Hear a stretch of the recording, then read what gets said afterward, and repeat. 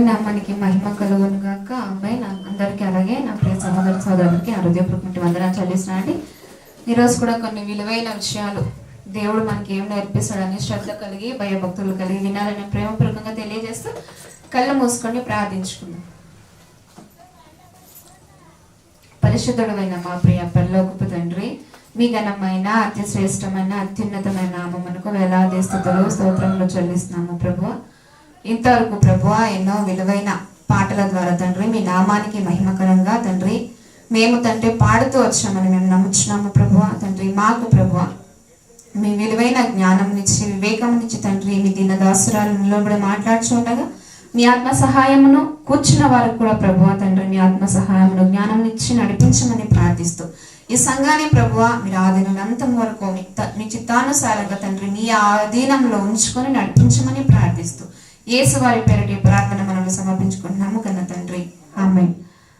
మరొకసారి అందరికీ నా హృదయపూర్వక మట్టి వందనాలు చెల్లిస్తున్నాం. ప్రియులారా, ఈరోజు కూడా కొన్ని విలువైన విషయాలు దేవుడు మనతో ఏం మాట్లాడతాడు మనం ఆలోచించాల్సిన విషయం ఏంటంటే, ఫస్ట్ ఆఫ్ ఆల్ దేవుడు మనతో ఏదైనా విషయం మాట్లాడుతున్నాడంటే అది మన జీవితంలో ఏదో ఒక రోజు జరిగే ఉంటది.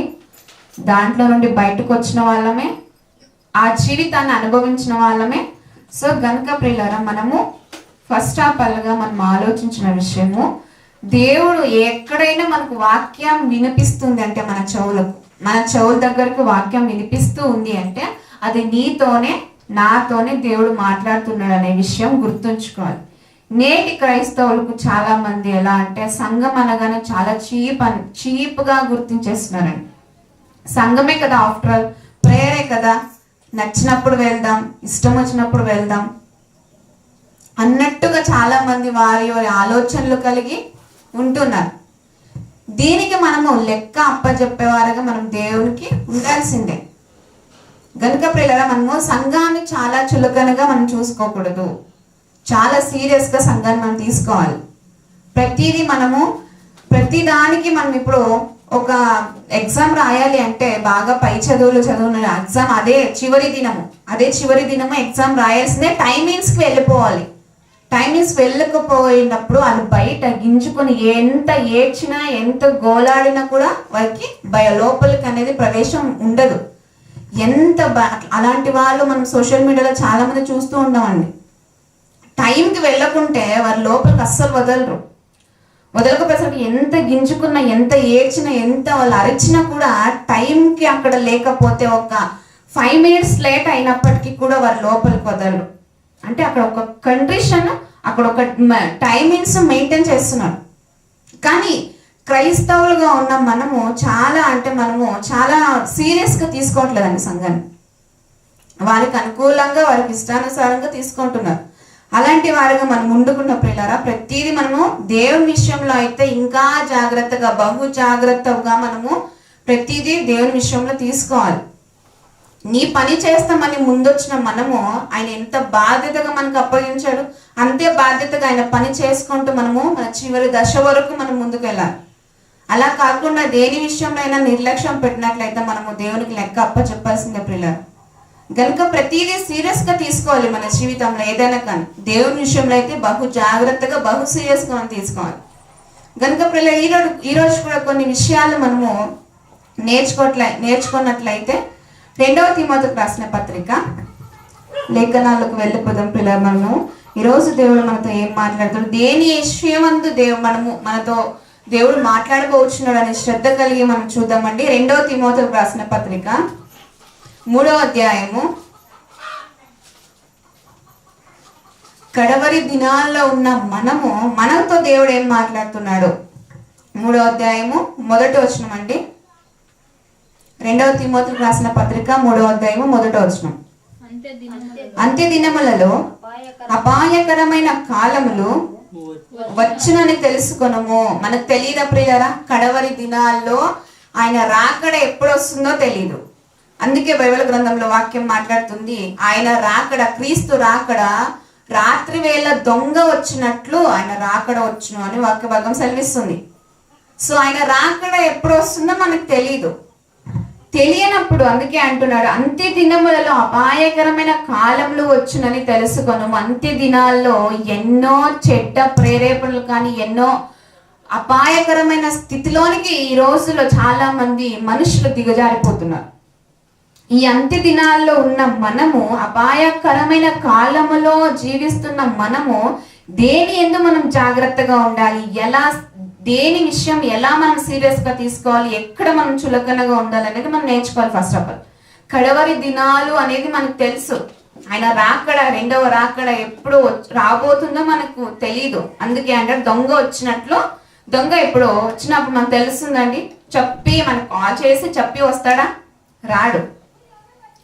వాడు కనిపెడుతూ ఉంటాడు, ఏ టైంలో వెళ్తే ఎలా ఉంటుంది, ఎలా దోచుకోగలుగుతామని చెప్పేసి దొంగ అనుకుంటాడు.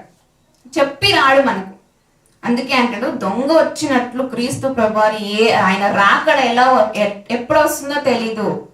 సో అందుకే అంత్య దినములలో అపాయకరమైన కాలంలో వచ్చిన తెలుసుకొనుము. మనుషుల్లో కొన్ని నెగిటివ్ థాట్స్ ఉంటాయండి. మనుషుల్లో కొన్ని అలక్ష్యం పెడుతూ, లక్ష్యము చేయక దేవుని విషయాలు నెగిటివ్ ఒక సిచ్యువేషన్లు వాళ్ళు ఫేస్ చేయాల్సిన కానీ వాళ్ళలో ఉన్న లక్ష్యాలు కానీ మనం ఇప్పుడు చూద్దామండి. 3వ అధ్యాయము 2వ వచనం నుండి అండి. యాలనగా మనుష్యులు స్వార్థ ప్రియులు, ధనాపేక్షులు, బింకములు ఆడువారు, అహంకారులు, దూషకులు, తల్లిదండ్రులకు అవిధేయులు, కృతజ్ఞత లేని వారు, అపవిత్రులు, అనురాగరహితులు, అతిద్వేషులు, అపవాదకులు, అజితేంద్రియులు, క్రూరులు, సజ్జనదేశులు, ద్రోహులు, మూర్ఖులు, గర్వాంధులు, దేవుని కంటే సుఖానుభవం ఎక్కువగా ప్రేమించేవారు. ఈ క్వాలిటీస్ మనుషుల్లో ఉంటాయి. మనుషుల్లో ఉన్న ఈ క్వాలిటీస్ కొన్ని, ఆ క్వాలిటీస్ మనలో ఏదైనా ఉన్నాయేమో అనేది మనం పరీక్షించుకున్నామండి. అలా ఉండినట్లయితే మనము దేవునికి అనుకూలంగా ఉన్నట్ట, అనానుకూలంగా ఉన్నట్లు పిల్లరా? అనుకూలంగా లేనట్లు, ఆయనకు విరుద్ధంగా ఉన్నట్లు. ఇలాంటి లక్ష్యాలు, ఇలాంటి ఒక నెగిటివ్ థాట్స్ మనలో ఉన్నట్లయితే మనుషులకున్న లక్ష్యాలు చెప్తున్నారండి ఇక్కడ.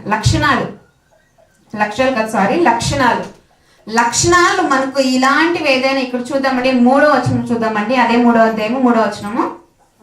అనురాగరహితులు, అతిద్వేషులు, అపవాదకులు, అజితేంద్రియులు, క్రూరులు, సజ్జన ద్వేషులు, ద్రోహులు, మూర్ఖులు, గర్వాంధులు. గర్వం ఎప్పుడు వస్తుందండి?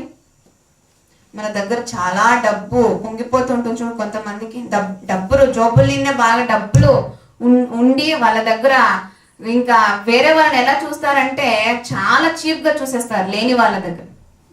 మన డబ్బులు పొంగిపోయి డబ్బులతో చాలా మందికి గర్వం వచ్చేసి చనిపోయిన వాళ్ళని కూడా మనం చూసాం. ఇంకొంతమంది డబ్బు ఉన్నప్పటికీ ఆ డబ్బు నన్ను బ్రతికించలేదు, నా ప్రాణాన్ని ఆ డబ్బు కాపాడలేదు, సో అలాంటి డబ్బు మనకు నిష్ప్రయోజనము అని తెలుసుకున్న వాళ్ళు కూడా కొంతమంది ఉన్నారు.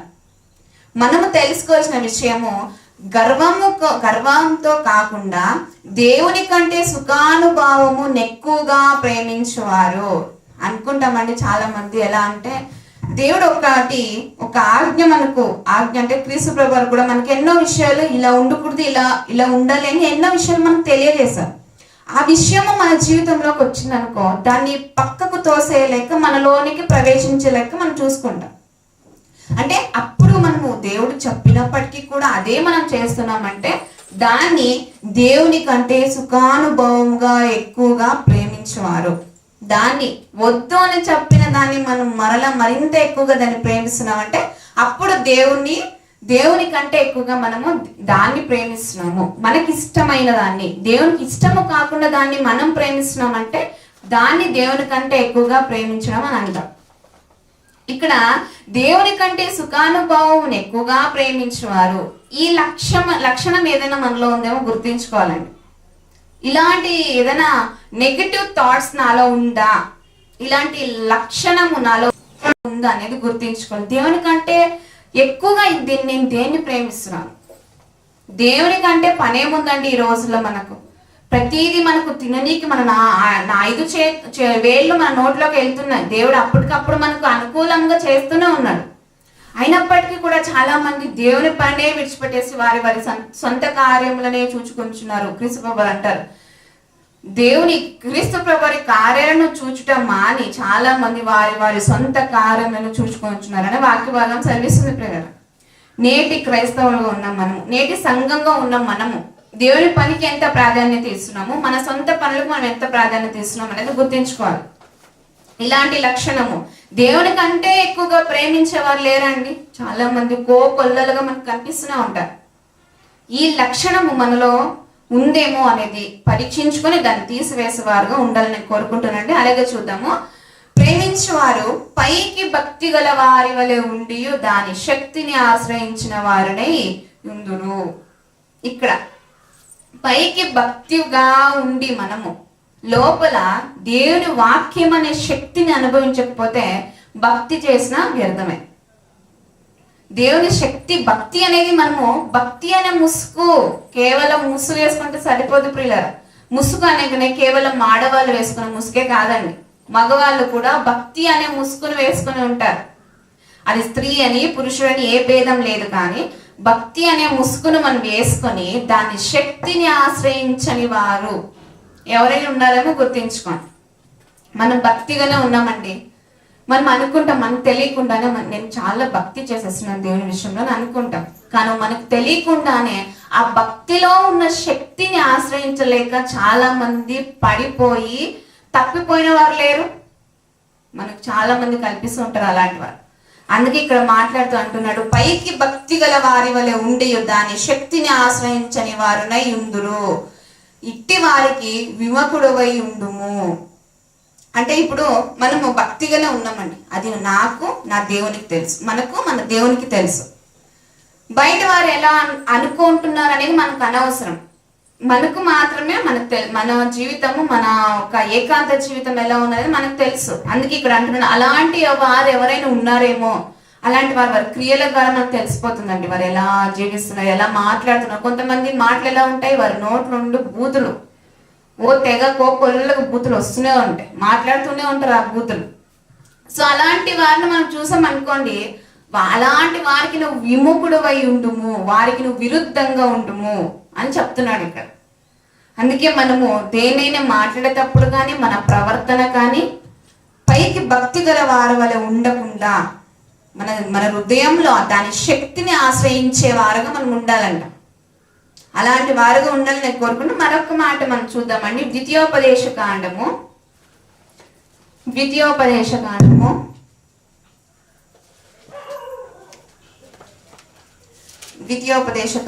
13వ అధ్యాయము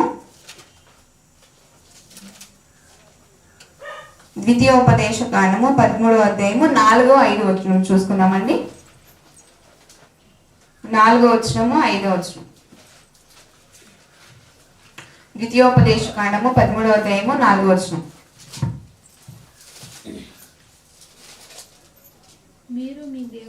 మీరు మీ దేవుడైన యెహోవాకు లోబడి ఆయనకే భయపడి ఆయన ఆజ్ఞలను అనుసరించి ఆయన మాట విని ఆయనను సేవించి ఆయనను హత్తుకొని ఉండవలెను.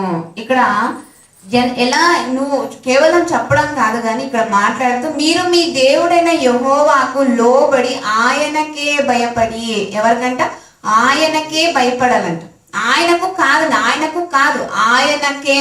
ఇక్కడ మనకు ఒక కంట్రిషన్ గా మాట్లాడుతున్నాడు, సీరియస్ గా మాట్లాడుతున్నాడు.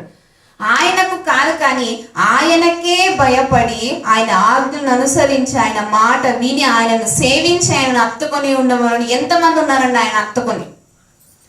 దీన్ని మనం పరీక్షించుకోవాలి, ఎంతమంది దేవునికి ఆయనను హత్తుకొని ఉండాలి. చాలా మందికి మాటలు చాలా వెర్రితనంగా ఉంటుంది బయట వాళ్ళని. క్రైస్తవులు కూడా చాలా మంది ఏదో వినాలి వెళ్ళిపోవాలన్నట్లు ప్రవర్తిస్తున్న వారు చాలా మంది మనకు కనిపిస్తున్నారు పిల్లరా. చాలా మందికి ఇలాంటి మాటలు, వారు ఏదోనండి బైబిల్ పెట్టుకుంటారు, కొన్ని వచనాలు చదువుకుంటారు, వారి పాడికి వారు చేసుకుంటారు, వెళ్ళిపోతారు అన్నట్లుగా చాలా మంది ఉంటారు. కానీ ఈ మాటల్లో ఉన్న ఒక దేవుడు మాటలు ఉన్న చాలా ఒక సీరియస్నెస్ కానీ చాలా మందికి అర్థమైతలేదు. నేటి సత్యాన్ని తెలుసుకున్న మనము ఎలా బ్రతకాలండి, ఎంత సీరియస్గా మనం దేన్నైనా విషయాన్ని తీసుకోవాలండి దేవుని విషయంలో. అందుకే అంటున్నాడు, మీరు మీ దేవుడైన యెహోవాకు లోబడి ఆయనకే భయపడాలంట. ఇక్కడ ఒక సీరియస్ గా మనం చెప్తున్నాడు ఆ మాట. ఆయనకే భయపడి, ఆయన ఆజ్ఞను అనుసరించి, ఆయన మాట విని, ఆయనను సేవించి, ఆయనను హత్తుకొని ఉండవలెను. నీవు నడవవలనని నీ దేవుడైన యెహోవా నీకు ఆజ్ఞాపించిన మార్గములో నుండి నిన్ను తొలగించినట్లు ఐగుప్త దేశములో నుండి మిమ్మల్ని రప్పించిన దాస్య గృహములో నుండి మిమ్మల్ని విడిపించిన మీ దేవుడైన యెహోవా మీద తిరుగుబాటు చేయుటకు. ఆనాడు ఇశ్రాయేలీయులు దాస్య గృహములో, ఐగుప్త దేశము అనే దాస్య గృహములో నుండి విడిపించిన ఇశ్రాయేలీయులు దేవుని మీద తిరుగుబాటు చేశారు.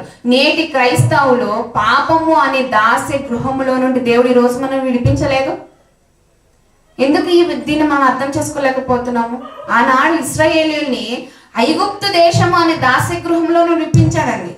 నేటి క్రైస్తవులుగా ఉన్న మనము పాపం అనే దాస్య గృహంలో నుండి దేవుడు మనల్ని విడిపించుకొని ఈ రోజున సంఘంలో కూర్చోబెట్టాడు. ఎంత సీరియస్ గా మనం తీసుకోవాలండి, ఎంత సీరియస్నెస్ గా మనం బ్రతకాలి దేవుని విషయంలో. ఆనాడు వాళ్ళని విడిపించుకొని వచ్చినప్పటికీ కూడా వారి దేవుని వ్యతిరేకించి మీ దేవుడిని యెహోవా మీద తిరుగుబాటు చేయటకు వాళ్ళు సిద్ధమైపోయారండి. తిరుగుబాటు చేయడానికి ఇశ్రాయేలీయులు. నేటి క్రైస్తవులుగా ఉన్న మనము గుర్తించాల్సిన విషయం ఏంటంటే, పాత స్థితిలో గతపు జీవితంలో మనం ఎన్నో పాపాలు, ఎన్నో అపరాధములు చేసిన మనల్ని అలాంటి దాస్య గృహంలో నుండి, పాపం అనే దాస్య గృహంలో నుండి దేవుడు మనల్ని ఈ రోజున విడిపించి ఇక్కడ కూర్చోబెట్టాడు. దీన్ని మనం గుర్తించాలి. ఈ విషయాన్ని మనం గుర్తించినట్లయితే, అయ్యో ఆనాడు ఇశ్రాయేలుని దేవుడు విడిపించాడు కదా, అయినప్పటికీ వాళ్ళు తిరుగుబాటు చేసి చాలా మంది అరణ్యములో నశించిపోయి అని వాక్య భాగం సెలవిస్తుంది. నేటి క్రైస్తవులుగా ఉన్న మనము పాపం అనే లోకములో చచ్చిపడి ఉన్న మనల్ని అలాంటి దాస్య గృహంలో నుండి ఈ రోజు దేవుడు మనల్ని విడిపించలేదు, విడిపించాడండి. విడిపించిన దేవునికి మనం ఎలా కృతజ్ఞత కలిగి ఉన్నామా లేదా ఆయన వ్యతిరేకించి తిరుగుబాటు చేసేవారుగా ఉన్నాం అనేది మనకు మనం పరీక్షించుకోవాలండి. ఒకరిని పాయింట్ అవుట్ చేసి మాట్లాడడం కాదు, కానీ మన జీవితం మనకే తెలిసి ఉంటుంది కాబట్టి ఆయనకు మనకున్న ఆ బంధం ఎలాంటిదో ఉందనేది, అట్టి బంధం మనకి ఎలా ఉందో మనకు తెలియదు. సో మనము పరీక్షించుకునే విషయము, ఆయనకు తిరుగుబాటు చేసేవారుగా ఉన్నామా లేదా ఆయనకు విధేయత కలిగి, ప్రేమ కలిగి, ఆయనకు ఇష్టానుసారంగా అనుకూలంగా ఉన్నామా లేదా దాస్య గృహంలో దేవుడు నన్ను విడిపించాడు కదా పాపం అనే దాస్య గృహంలో నుండి. సో నేడు నేను ఎలా బ్రతుకుతున్నాను దేవుని కోసం? ఇలా బ్రతకాలి అంటే, ఎదుటి వారికి మనలో మనము క్రీస్తును చూపించాలంటే ఇంకెలా జీవించాలి, ఎలా ఉండాలి? ఇప్పుడు ఒక మాట చూద్దామండి, చాలా అద్భుతమైన మాట. ఆ మాట ప్రకారం మనం ఉన్నామా లేదా అని గ్రహించుకుందామండి. 2 కొరింథీయులకు రాసిన పత్రిక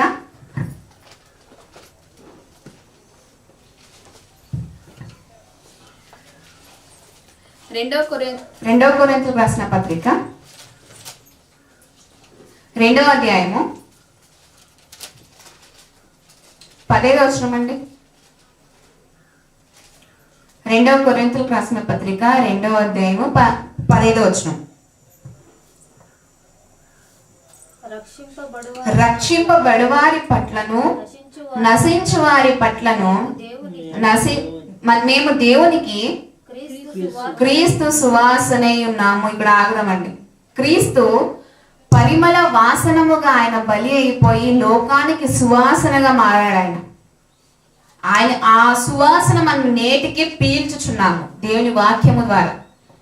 క్రీస్తు సువాసనను మనము రక్షింపబడివారి పట్లను నశించు వారి పట్లను మేము దేవునికి క్రీస్తు సువాసనై ఉన్నాము. నశించు వారికి మరణార్థమైన మరణపు వాసనగాను, రక్షింపబడివారికి జీవార్థమైన జీవపు వాసనగాను ఉన్నాము. అప్పుడు అపోస్తలులు చాలా మంది, ఆయన అపోస్తలుడైన పౌలు గారు కొరింథీ సంఘానికి 2వ పత్రిక రాస్తూ చెప్తున్న మాట, రక్షింపబడివారి పట్లను నశించు వారి పట్లను మేము దేవునికి క్రీస్తు సువాసనై ఉన్నాము. క్రీస్తు సువాసన. వారు ఎలా ఉన్నారంటే క్రీస్తు సువాసనగా ఉన్నారంట. సువాసన అనగానే ఏదో ఫెయిర్ అండ్ లవ్లీ పాయింట్స్ ఇలాంటివి కాదండి. దీన్ని సువాసన అంటే ఇట్లాంటివి కాదు. క్రీస్తు బలి అనే సువాసన లోకానికి ఆ సువాసన నేటికి క్రైస్తవులు దాన్ని ఆస్వాదిస్తూనే ఉన్నారు. ఈ సువాసన వలె మనం ఉన్నామా లేదా అనేది మనం గ్రహించుకోవాలి. ఇక్కడ అంట రక్షింపబడవారు ఎవరైతే ఉన్నారో, నశించిపోతున్న వారు ఎవరైతే ఉన్నారో వారి ఎదుట మనం ఉన్నప్పుడు క్రీస్తు సువాసన వలె ఉన్నామా లేదా అనేది ఇక్కడ మనం గుర్తించాలండి. ఆయన చెప్పాడు, ఆయనకే లోబడి ఆయనకే భయపడి ఆయన ఆజ్ఞను నడుచుకొనుచు ఇశ్రాయేలు చాలా మంది నడుచుకొనలేక నశించిపోయారు.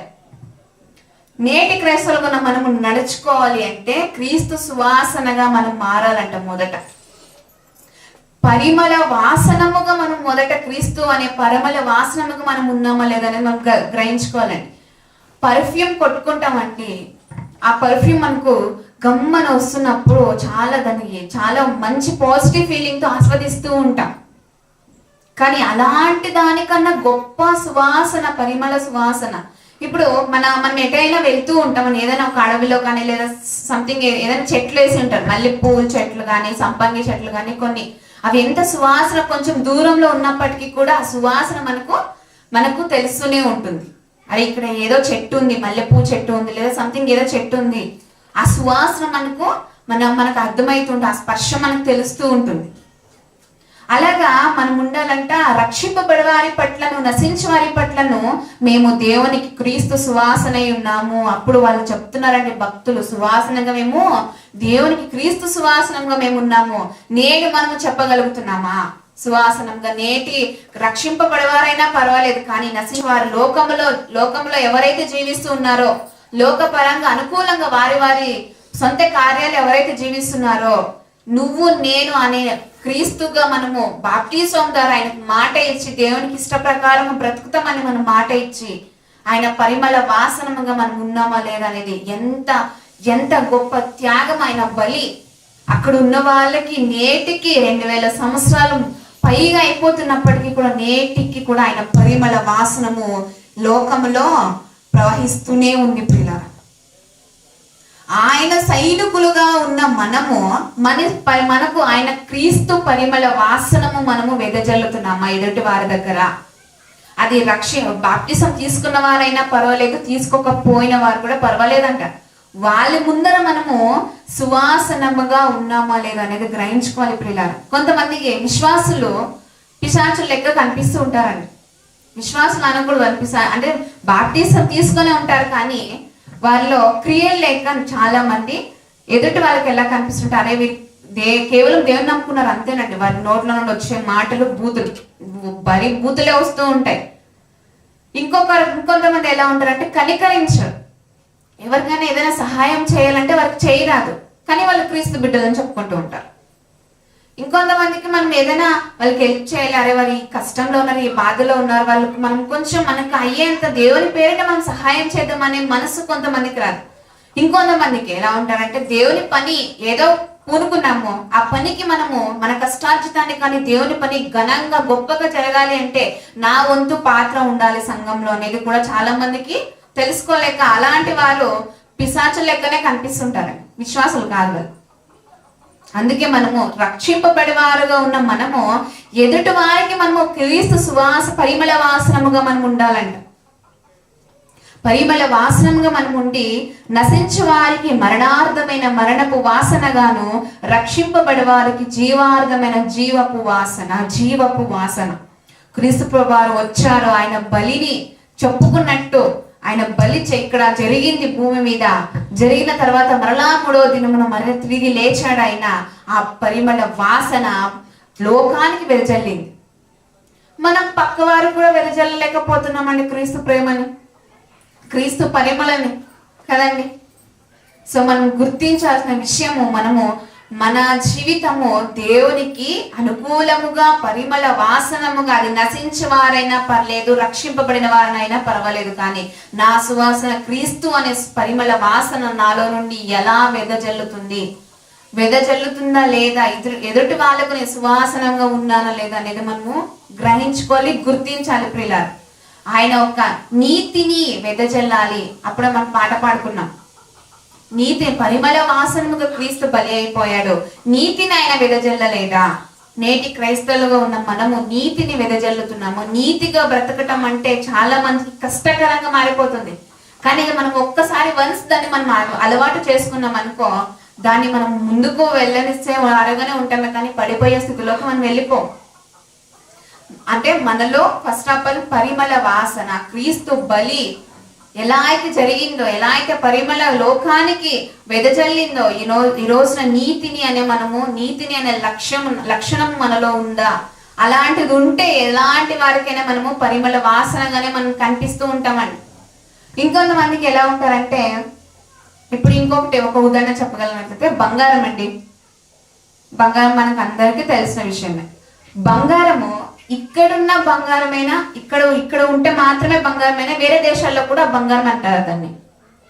వేరే దేశాల్లో కూడా బంగారమే అంటారు. అది ఎలాంటి అడవి ప్రజలు ఉన్నప్పటికీ కూడా దాన్ని బంగారమే అంటారు. ఎలాంటి వారైనా బంగారాన్ని బంగారంగానే గుర్తిస్తారు. దాని క్వాలిటీ ఎంత మాత్రము తగ్గిపోదు. సో నేటి క్రైస్తవులుగా ఉన్న మనము క్రీస్తు పేరు అని చెప్పుకుంటున్న మనము ఆనాడు క్రీస్తు బలి జరిగి ఎలా అయితే పరిమళ వాసనగా వెదజల్లిందో అలాంటి బంగారాన్ని మనం గుర్తించాం కదా. నేటిగా ఉన్న మనము ఎలా ఉన్నా పర్లేదు, కానీ దేవుని సువాసన పరిమళ వాసన మనం వెదజల్లుతున్నామా లేదా, దీన్ని మనం గుర్తించుకోవాలండి. బంగారం ఎక్కడున్నా బంగారమే. క్రీస్తు సైనికుడు ఎలా లోకంలో ఉన్న బంగారంగానే ఉండాలి, సంఘంలో ఉన్న బంగారంగానే ఉండాలండి. దీన్ని మనం గుర్తు చేసుకోవాలండి. క్వాలిటీ ఎంత మాత్రం తగ్గిపోదు. మనం అందుకే చెప్తారు, పైకి భక్తి గల వారి వలె ఉండకుండా దాని శక్తిని ఆశ్రయించిన వారుగా ఉండాలంట. దాని శక్తిని ఆశ్రయించిన వారైనా అయినట్లయితే ఎక్కడికి వెళ్ళినా కూడా మనము ఆయన పరిమళ వాసనని వెదజల్లేవారుగా, నీతిని వెదజల్లేవారుగా, కనికరాన్ని వెదజల్లేవారుగానే మనం ఉంటాం. అలాంటి వారుగా ఉంటే మాత్రమే దేవుని సైనికులుగా ఆయన శక్తిని మనం ఆశ్రయించే వారుగా ఉంటాం ప్రియులారా. అలా ఉండకుండా మనకు నచ్చినట్లు దేవునికి అనుకూలంగా కాకుండా అనానుకూలంగా జీవించే వారుగా ఉండినట్లయితే ఆయన పరిమళం కాదు, కానీ మన నుండి అలాంటి సువాసన రాదు, కానీ దుర్వాసన వస్తుంది. సాతాను అనే దుర్వాసన. దీనికి మనము లొంగిపోతాం. దుర్వాసన మనకు వచ్చినప్పుడు ఎంత అసహ్యంగా ఉంటుందండి. ఎదుటి వాళ్ళలో మనము పాపం అనే దుర్వాసన మనలో నుండి వచ్చినప్పుడు ఎదుటి వాళ్ళ దగ్గర ఎంత అసహ్యంగా ఉంటుందండి కదా. మనలో నుండి సువాసన వచ్చినప్పుడే చాలా మంది దానికి ఆకర్షింపబడతారు. సువాసన అనగానే మనలో ఉన్న క్రియలు, లక్షణాలు, మంచి మంచి దేవుని క్రీస్తు ప్రభువుకి ఎలా అయితే ఈ లోకములో 33 సంవత్సరాలు ఆయన ఎలా బ్రతికాడు, ఆ లక్షణాలు మనము ధరింపజేసుకోవాలి. అలా ఉండినట్లయితే మాత్రమే దేవునికి సైనికులుగానే మనం చెప్పుకోగలం. ఇంకొకటి మాట చెప్తానంటే, మనం ఎలా ఉన్నప్పటికీ కూడా ఎదుటి వాళ్ళు ఇంకొంతమంది గుర్తించరు. వారి దేవుని పిల్లలండి, కానీ వారు ఎన్నో మంచి క్రియలు వారిలో ఉంటాయి, అయినప్పటికీ కూడా చాలా మంది గుర్తించరు. గుర్తించకపోయినప్పటికీ పర్లేదు, కానీ దేవునికి మనము క్రీస్తు సువాసనముగా ఉండాలి. ఇక్కడ చెప్తున్నాడు కదా, రక్షింపబడి వారి పట్లను, నశించి వారి పట్లను మేము దేవునికి క్రీస్తు సువాసనై ఉన్నాము. దేవునికి ఎదుటి వాళ్ళకి ఎలా ఉన్నా పర్లేదు, కానీ నువ్వు దేవునికి సువాసనముగా ఉండాలంట. అందుకే మనుషుల్లో మనం గుర్తించినట్లయితే, నేను ఒక మాట చెప్తానండి. ఒక ఏనుగు అప్పుడే బాగా నదిలో స్నానం చేసి వస్తూ ఉందంట.